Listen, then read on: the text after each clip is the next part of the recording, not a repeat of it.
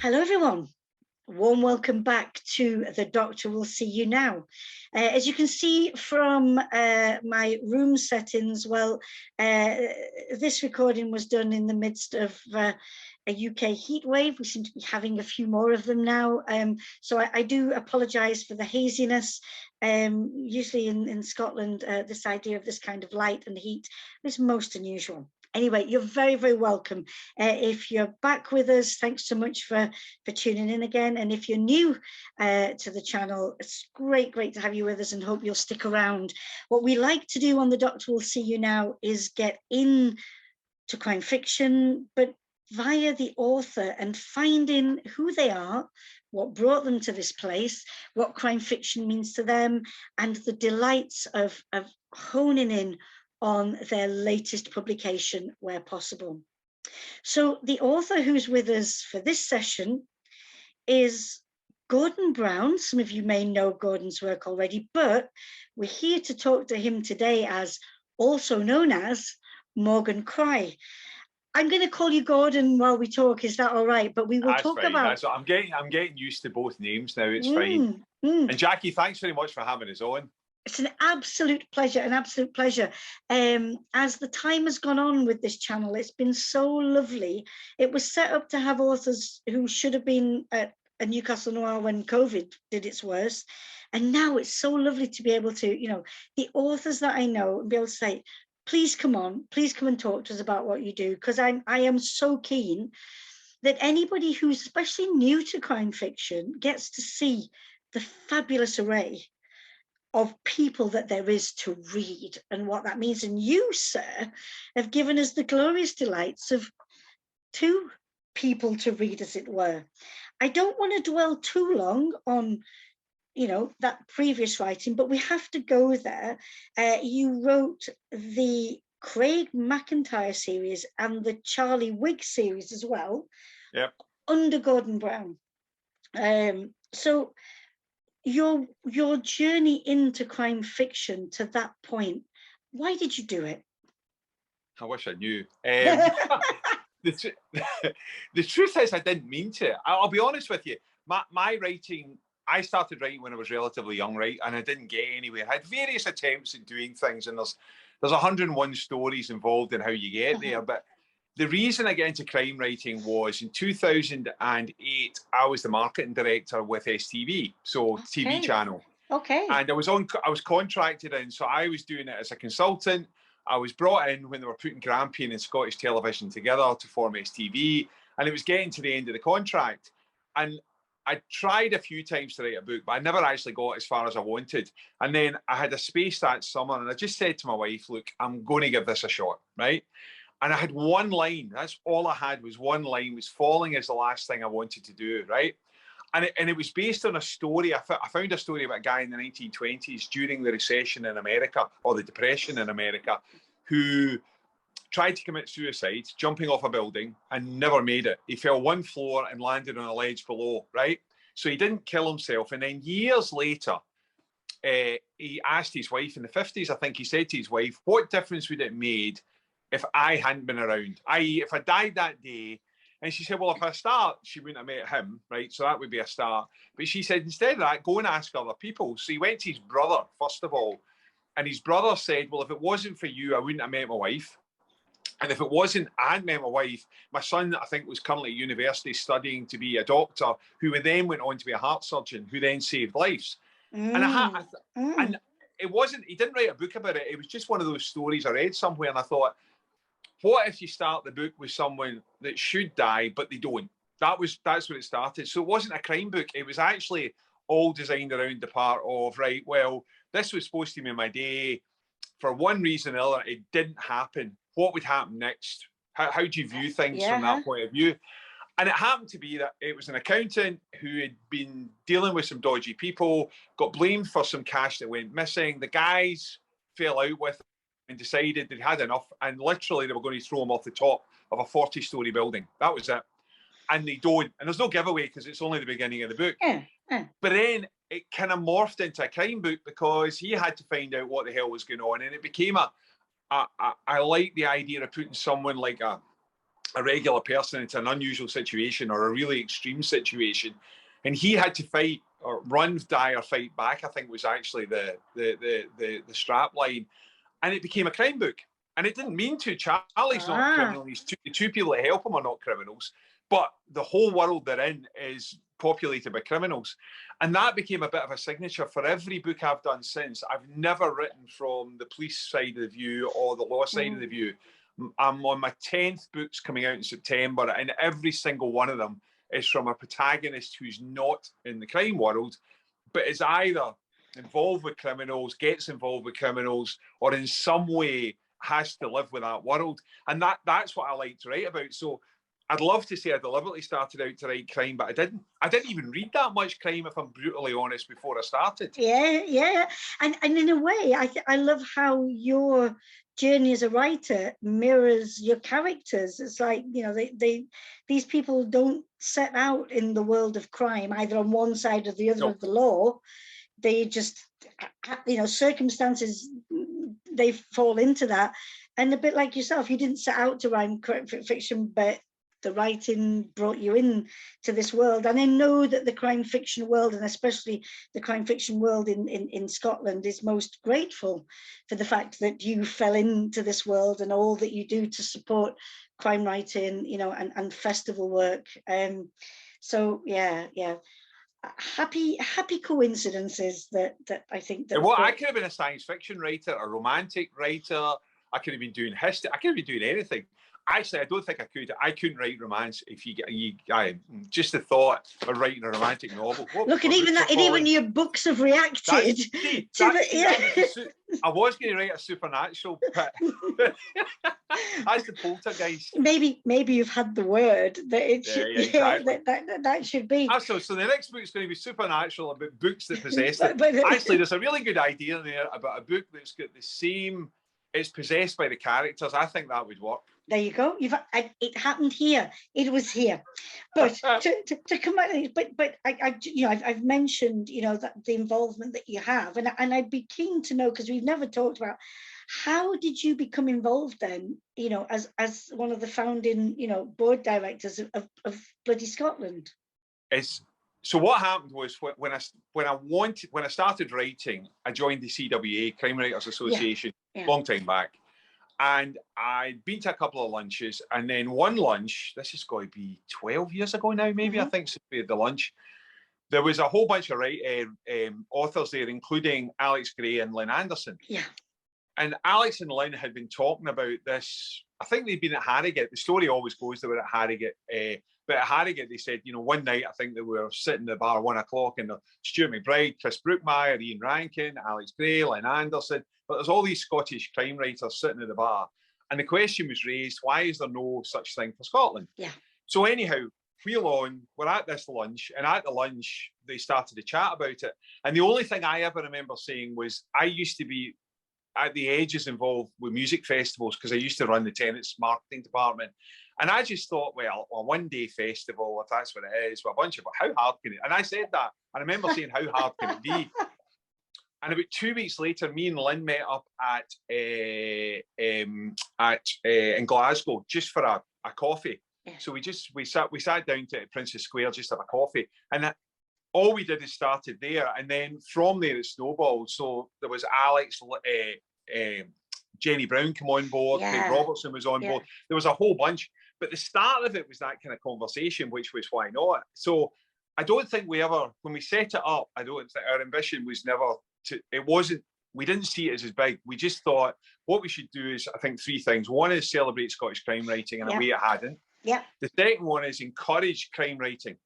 So part of the thing was to encourage it, and especially to encourage new crime writing in Scotland. Yeah. But the third one was have an international part to it, because you don't want to be exclusive. So that was 12 years ago. So this year's the 10th anniversary, the 11th the festival, which is just confusing, but the 10th anniversary. Absolutely, you know, it's so exciting, and you know, I can't wait, you know, to be part of that celebration of. We said we had an idea, we thought, and look at it now. I mean, this festival, I know, it's huge. You know, it has such a reputation. You know, it is that international, you know, Scotland's festival, and it's so much fun as well. I think that's the thing. It is. And Yeah. actually, at the minute, it's funny when we're doing the marketing exercise, because that's my business. I've been marketing for 35 years.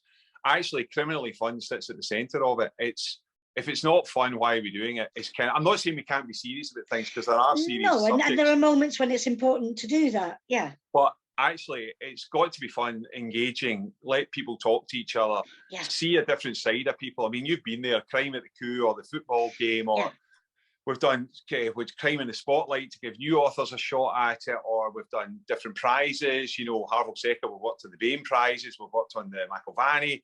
It's to try and do something different, but all of it's about promoting Scottish crime writing. That's what it was set up to do in the first place. Yeah, yeah.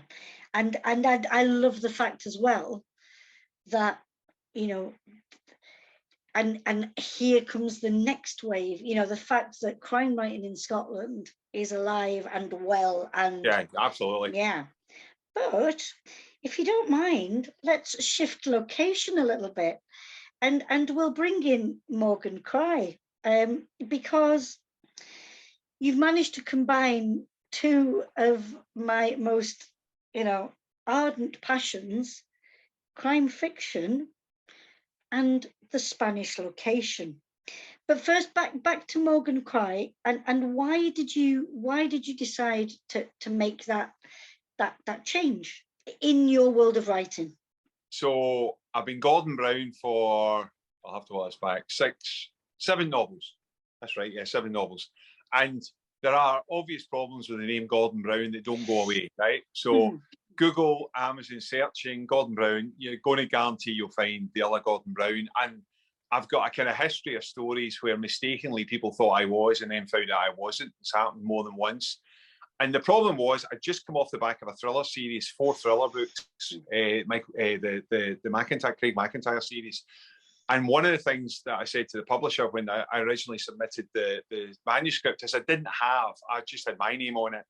But I kind of felt it needed a change of direction a little bit, just so that there was a separation between what I've been doing before and some of the stuff I'll probably do after, and what was set in Spain. So the decision was, well, why not do it afresh? Why not give it a shot as something new? And then the problem was choosing a name. So I had to choose a name. So originally it was going to be James, because that's my middle name. And just to say, Gordon Brown's real name is James Gordon Brown. I'm Gordon James Brown. He changed his name, not me. But get that out of you. So I then was going to go with James, and Cry I liked because it was just crimey. But James, it just felt a bit bland. So one of the funny things is my father was called Morgan. My grandmother, her maiden name's Morgan. So my dad's an only child. So the reason he got Morgan as a first name was my gran didn't want to lose it. Yeah. You know, she wanted to keep it. Yeah. And then there's 4, I'm one of 4 brothers. When it came to me, I was supposed to be James. Both my grandfathers are James, and my mum went bloody minded and went Gordon and gave me it as a middle name.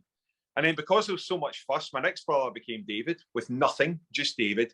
And then the third brother came, and my dad was like, I don't want to lose Morgan. So he called him Alan Morgan Brown. And then my 4th brother turned up. My dad said, no, I'm calling him Morgan.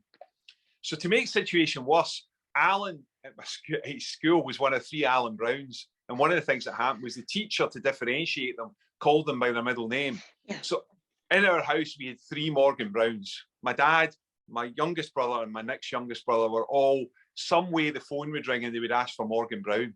So the name stuck with me, and it's a bit of a tribute to my dad, because my dad was police for 25 years. Okay. Yeah, so he was a police constable in what Glasgow Police to start with, what became Strathclyde Police. But my dad was a police constable. So it's a bit of a tribute to him. It just felt like an original name. It felt like something that hadn't been used before. But it was a bit odd. I had to phone my youngest brother up and do that. Have you seen Elton John, Rocket Man, the movie? There's a bit where Elton John says to the guy in the back of the van, I'm going to change my name. What to? Elton John. That's my name, right? Well, I had to do the same, phone my brother up and say, look, do you mind if I use it? He laughed, said it's okay, but he did laugh when I said I was doing it. I think it's absolutely, what I love is the fact that it is, you know, it's not just some random pick, but that it does, you know, it does honour and reflect your family. I think that is lovely. That's what I dedicated it to my dad, because my dad was, and to be fair, some of the police stuff in mine like I've got another book coming out next year that's set in the 1970s, early 1970s, and it's set in Glasgow. And it absolutely rips from my dad's world. I mean, just my world when I was 12 and my dad's world. But it doesn't inform me because, like most police officers, a lot of them don't talk a lot about what they do. Yeah. But what you would forget is when he was in the room with the other police, they would be talking about it, yeah. And then they forget, it doesn't matter, you're 12 or 13, you still can hear, you're not deaf. Yeah. And I often think that there's certain points in life where you just soak things in anyway. Oh, you do? Yeah. Some of the stories my dad, there's 2 of them are going to make the new book. There's stories that have been hanging around for ages that just have to go in. They won't be, I won't tell it, but there's not many, but the ones he did tell were good. So I had to put a couple in. I know one of the ones were in the first Morgan Cry book as well, even though it was Spain. Yeah. So there's the new persona Morgan Cry created, but you didn't stay with, we'll call it tartan noir for the sakes of what it's often called, but crime writing in Scotland. But you took your story to the Costa Blanca. Yeah. And there's a really good reason for it. We're fortunate enough to own a small apartment on the Costa Blanca in a town called Javia. Right? And in the book, it's called El Descaro, but let's be fair, it's actually Javia. So I've kind of nicked the town and used the town. It's right on the coast. It's easy to find. See if you ever look down a map of Spain, there's a wee bump just next to Ibiza. It's on the bump. So it's as far out as you get. And the reason I wanted to set a book there was I was thinking about what to do next. I've done the thriller series. To be honest with you, I tried to do using my dad as an example, I tried to do a retired police thing set in the northeast of Scotland, and it got a bit of traction. But one of the lessons I've learned is it doesn't matter how much you write, don't stop, because if you stop waiting for someone to pick something up, guarantee that if they don't, you'll be 2 or 3 years down the line. So just keep going. And I'd read a book, there's a guy called J.G. Ballard, who's a really famous author. And there's a book called Cocaine Nights from the 1980s. Someone recommended it to me a good few years ago. And I suddenly realised that the Costa del Sol, or more the Costa del Sol and the Costa Blanca, but both the Costas, this Costa del Crime, there aren't many people write about it. I mean, there's non-fiction books, but there's 440,000 Brits in Spain. There's, I can't remember, 175 houses. There's like, and there's a whole history of crime. And I couldn't find anybody writing about it. And that's what inspired me. I didn't actually set out to do that. I kind of set out with one, it wasn't even an idea because of the way I write. It was a kind of an image of someone trying to rip someone off and then dying. And it's not a giveaway. It happens right at the beginning of the book and what the consequences were. But I set it in a bar in the town of El Descaro in Spain because I wanted to set it amongst the expat community, because I'll be honest with you, there's some really, really nice people in the expat community, but some of them have stories that you kind of wonder why they tell you the stories sometimes. I think it's the sun and the alcohol, and I'm chilled out. But so I suddenly found there's this whole world of expats, and in a sad case, some of them have actually never achieved what they wanted.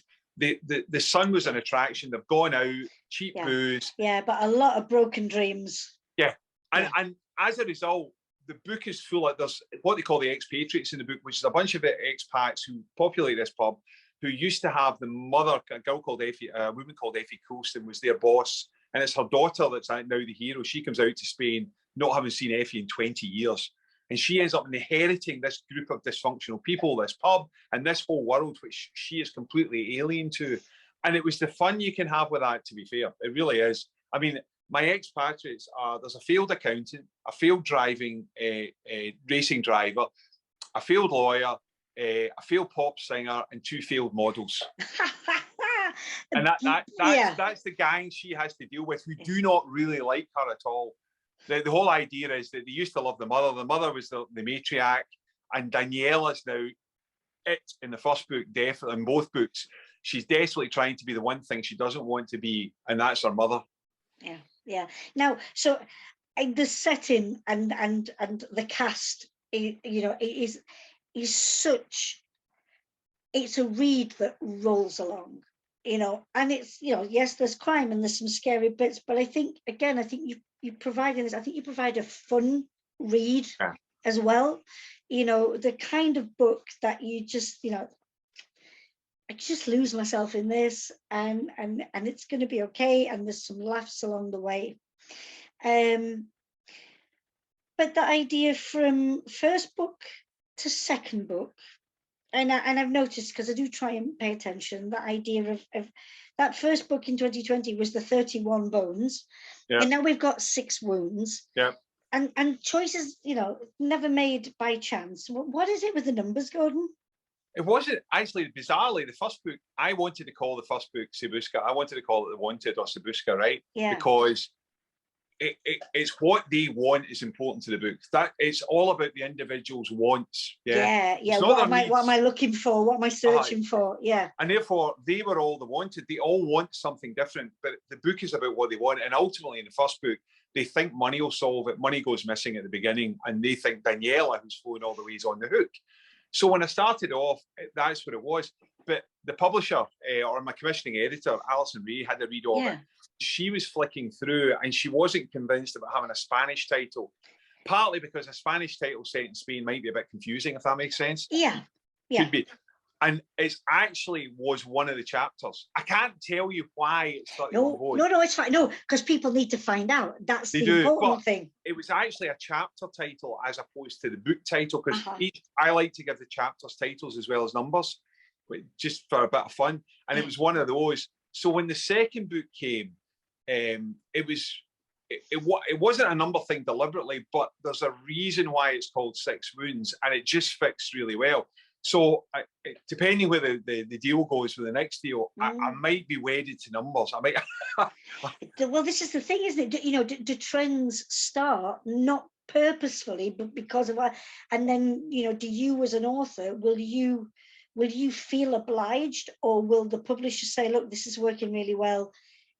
You know, because I'm thinking of, like, you know, Alan Parks' series with the January, months. February, March, that idea. April, Yeah. Do you start that, or does it seems to just work? So we'll see what the next. I think some authors have regretted it, because they, you know, a 3-word title or this, that, and the other, and you want to get out of it, because, you know, like because Alan didn't keep going. He changed it. His 5th book was not May. I can't remember which one, but lots of authors I know then go, you know what, I've had the word dead in everything, or I've done this and everything, and they need to break it. My advantage is, it doesn't matter what the number is. There's no real reason. I mean, you might break with it, but actually there's no pattern to the number. It can be anything. Anything. So we'll see where it goes. Yeah. Now tell me, I mean, you are a seasoned author. This is not, you know, a debut series with a second book, because there is that thing, is there not, in the writing world, of second book syndrome, and it can be a struggle. Did it feel like the typical second book, 6 Wounds, or was it was just, here's my latest book, and I'm not having that struggle? No, good question.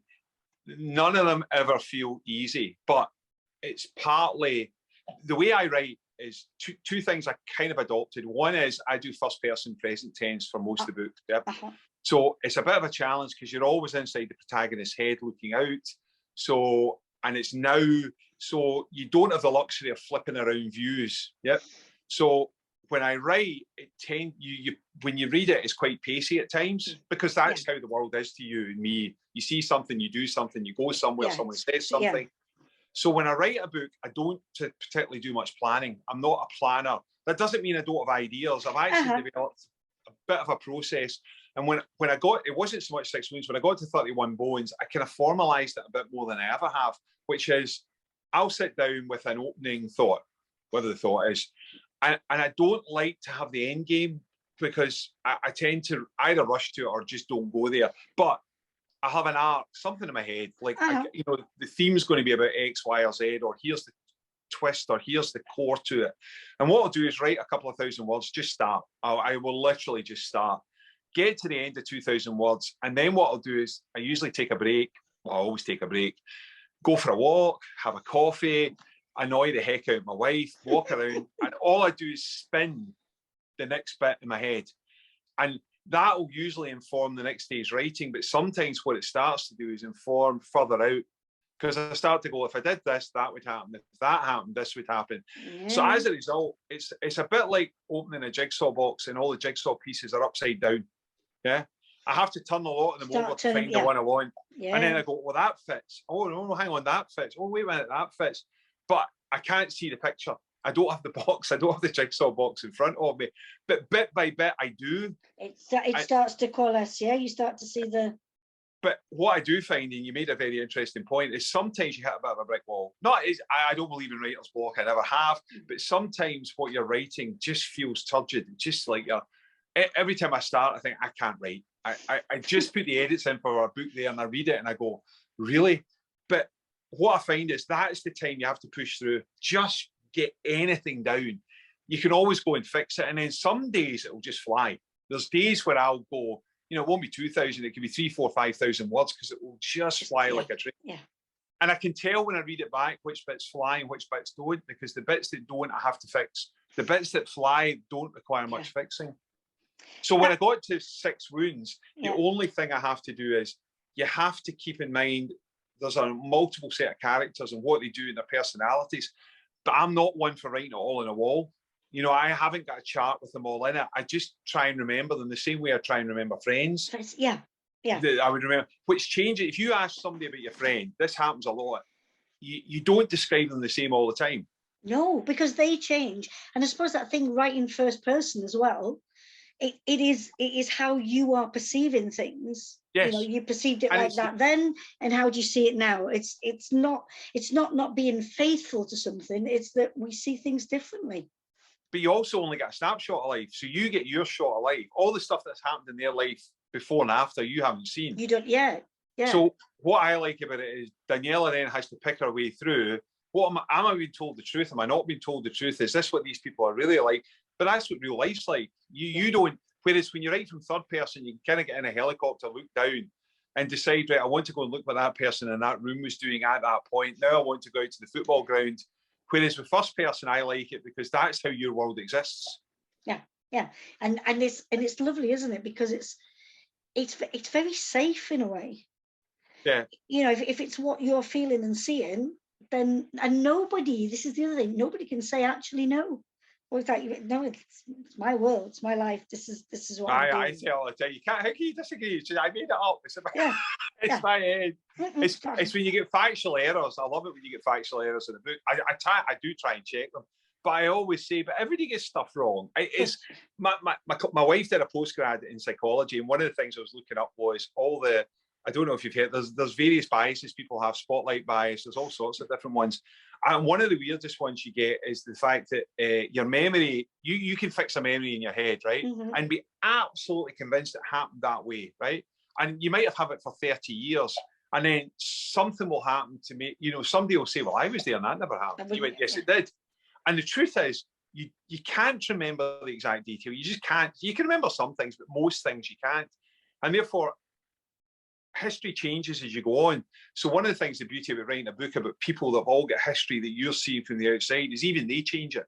Yeah. They will adapt it. You must have heard stories from friends or relatives where you go, no, that's not how you used to tell it. Or they've got into a stream where they tell the story exactly the same way every single time. And it was fun to play with that because what you can do is give all the characters a backstory. And then in the first book, I actually used interviews with the police to introduce them because it's quite difficult in first person to introduce people. Yeah. And you bring me beautifully to my next question. Thank you for that segue. That was gorgeous. Nicely done, and I like that. You know, you previously, you know, writing Scotland and the Scottish system, and maybe, you know, whilst not, you know, not from the point of view of the law, but bringing aspects of that in. How did it feel to shift it to Spain and develop Capitan Lozano? How did it feel to get it completely wrong, do you mean, in the first place? No, not at all. No. So I actually, when I wrote it, I knew I had to have the police in. And the Spanish police system has 3 police forces. Policia Local, which is the local police, Guardia Civil, and then you've got Policia Nacional. So, and the Policia Nacional take care of the big national stuff. That's criminal gangs, all the big stuff. What I didn't realise was that I thought it was the local police, the Policia Local. I thought, well, they must be the people that look after this. And I wrote the book with an inspector from that. And then I knew an author, or I'd met an author called Pierre Cervantes, who's an author, a Spanish author. And I said to him, look, I've got a problem. You don't have to read the whole book, but procedurally. Yeah, yeah. Right? And he said, no. I said, what do you mean, no? And he says, if it was a murder, it's definitely the Guardia Civil. He said, it's not the local police. It would be a Capitan. And he said, because that's the level, because the Guardia Civil in Spain their ranks are army ranks, not police ranks. Yeah. So as a result, you'll know all this anyway, but as a result, for me, he helped me kind of just redirect it. And in fairness, you have to take some liberties. It's a bit like if you've ever read the books where the chief inspector goes out to check the body. Chief inspector hardly ever goes out to check anything. Yeah. The DCI, the detective chief inspector, does it, but it'd be a rubbish book if all they did was sit in the office. So I had to find ways of checking, was it right? And in fairness, he helped a lot. And then locally as well, just asking a few people, because in Spain, I had to check the Spanish, had to check a few things about process. There's a few bits of history in there. And actually, it's a different system, but if you're really brutally honest, it's not that different an outcome. The people in Javier, I mean, how have they reacted? I mean, have they recognized their town, and do they like it? Are you a local celebrity? I tell you what happens frequently. The first question is there anyone I know in there? Right. So that's the first question, because it's locals and there's Spanish and there's Brits in there.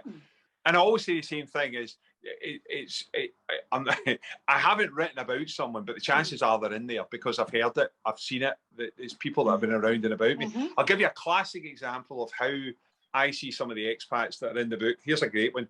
Sitting in a bar. This is not long after we bought out there. Me and my wife are sitting in a bar having a drink. And as you do, you get chatting to the person next to you, just because we're chatting. And the guy says to me, I'm currently on the 4th hole of, I can't remember the golf course, some golf course in Bournemouth. He said, just teeing off at the 4th hole. And I'm like, I have no idea what you're talking about. Yeah. Right, really? How is this? Yeah. And he goes, yeah. And he says, and I played last Saturday, and I'll play next Saturday, and I'm playing the next Saturday. There's 4 of us go out every Saturday, me and 3 of my mates. And I thought, I'm sitting there going, I'm sorry, I'm a bit confused. And he goes, no, it's okay. And he says, on top of that, he says, he buys a lot of people buy Ryanair, EasyJet or Jet2 well in advance to get cheap deals. Yeah. And he said, I buy half a dozen tickets a year, right, to go back and forward. He said, but the trick is I don't go anywhere. I'm only in Spain, and I'm still very confused, right, about the whole thing. And then he says, the reason that's a problem is if you're in Spain more than 183 days, you're effectively a tax resident. So Brexit's made it even worse. But before Brexit, what he didn't want to do is be caught. So what he was doing, what a load of them did, was living in Spain, under the radar, paying no tax, siphoning money back out from the UK. And he was saying, so his rationale was, if they ever investigate me, I will have a golf card that said every Saturday I went out in a 4-ball. Turns out what happens is 3 of his mates go out without him. So they play as a 3-ball instead of a 4, right? Yeah. And his name's down. So I'll be able to say I play golf every Saturday 4. And then he said, I've got all the Ryanair flights, because back then they weren't as easily checkable. And he says, so therefore they're going to be, and he's telling me all this within the first 10 minutes, right? And he says all of this, and then he asked me the question. He said, so what do you do? And I said, I'm a tax inspector in the UK. And he shut up, and I went, no, I'm not. I really wish but those stories, there's just so many of them. The expat community is full of them because people have got a reason to be there because they're not in the UK. They've left. Whatever reason they've left, they're left. Same reason you'd leave your hometown and go somewhere else. But it's a bit more extreme to move to Spain. So you do find, and that's what informed the book was, though I heard odd stories. For the new book, which starts with a dead body, first ever murder mystery I've ever written is my new book. I didn't intend it to be murder, body, suspects, Daniela has to fix it. I remember sitting in a bar and the people behind us were discussing how to get rid of a dead body, right?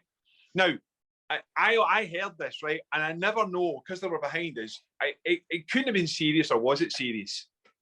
And that was one of those ones where I'm sitting there listening in the distance and they're having a debate about, could you put it in a car and could you take it up the road? And if you were, where were you going to put it? And then the pub got noisy and I thought, it's just the sort of thing that could happen. So the beginning of my book has a dead body. Has that? Oh, yeah. And and I thought people talk, and it is, I have a whole series of stories from Javier, that I could put in the book were conversations where I'm like, really?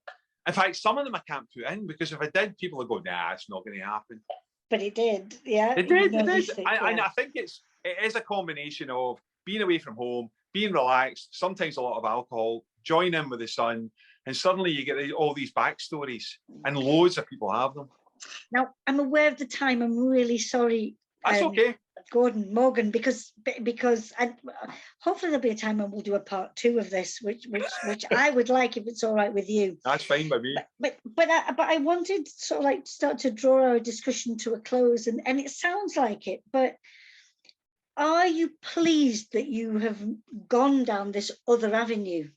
Yeah, I love it. It's so much fun to write. It's a diversion from where I'm going to go back. I've got a new book coming out in September under the name Gordon Brown with a new publisher. So I am going back to Gordon Brown, but it's set in the 80s in Glasgow and London, about a girl trying to avoid crime by forming a rock band. Okay. And it's got a Cold War secret at the heart of it. Oh, yeah. Very different. So it's still got humour in it, but the Spanish one gives me so much free range. Plus, let's be fair, Jackie, I can write off expenses for being in Spain, having a beer. Of course. Of course. The research has to be done. I write anywhere. I don't write in the house. I write on park benches. I write in cafe tables. I write on airplanes. So I just take the Mac out in Spain and write. Yeah. And if you look for inspiration, just lift your head and look. Yeah. Somebody will be doing something. I'll say, "Oh, right, that's a good idea." So so for me, I've really, really enjoyed it. In fact, so much so there's 2 short stories plus I did the joint story with Douglas on it. So there's about 5 Danielas already. Yeah, which I think again that a character and the world that's based around it, and I've seen how readers have really welcomed what you've created here. Really, it's on fire. The reviews are on fire, and I totally understand that. And I would say to people, watching or listening, that if you are headed out, if you are watching this as we've been recording this in the summer months, if you are headed out and you are looking for a read while you're away, well, don't just get 6 Wounds. Get yourself 31 Bones as well, okay? 2 excellent, Mediterranean reads. You can't go wrong, I don't think. Yep. What do you reckon, Gordon? Criminal fun in the sun. That's what's at the heart of them. Yeah, definitely. And I appreciate, I think we should say that, the way that the humor that you weave into this. Do you find that easy to blend? Because not everybody gets it and gets it right. I find it easier in the narrative than in the description. So what I tend to find is I when I'm writing people chatting, that's where humor comes from me, because people say the weirdest things or get into the strangest conversations, right? Or reveal the things about them. And therefore, for me, it's not the observation of watching what they're doing, it's what they're saying. And that actually just comes naturally because people are naturally funny. Just listen to someone in the bus, just sit in the train, or get someone to tell you a story in the pub. So the humor tends to flow from that, because banter is by nature people kind of contesting a little bit. They're kind of trying to position themselves. And sometimes that just leads to humor naturally. And other times people are just naturally funny. And some people are naturally delusional, which makes it even better. Yeah. And that, for me, that's all my books where the humor comes in, tends to come through the narrative when the characters are exchanging. That tends to be where it's at. Not always, but most of the times. And that I do find easy. It's just a natural way to write. Gordon, I am most grateful for our time together today. Thank you for revealing about your process, your inspirations, those journeys down different writing avenues. Thank you for your work. That is such a great read. All the very best. I know it's a success already, 6 Wounds, but here's to more Morgan Cry when you can, please. No pressure. And I look forward to seeing you, if not before, see you at Bloody Scotland, Will do. Thank you very much, Jackie, for having us on. That's brilliant. A pleasure. Thank you so much, and see you soon. No problem. Okay. Bye, Gordon. Bye.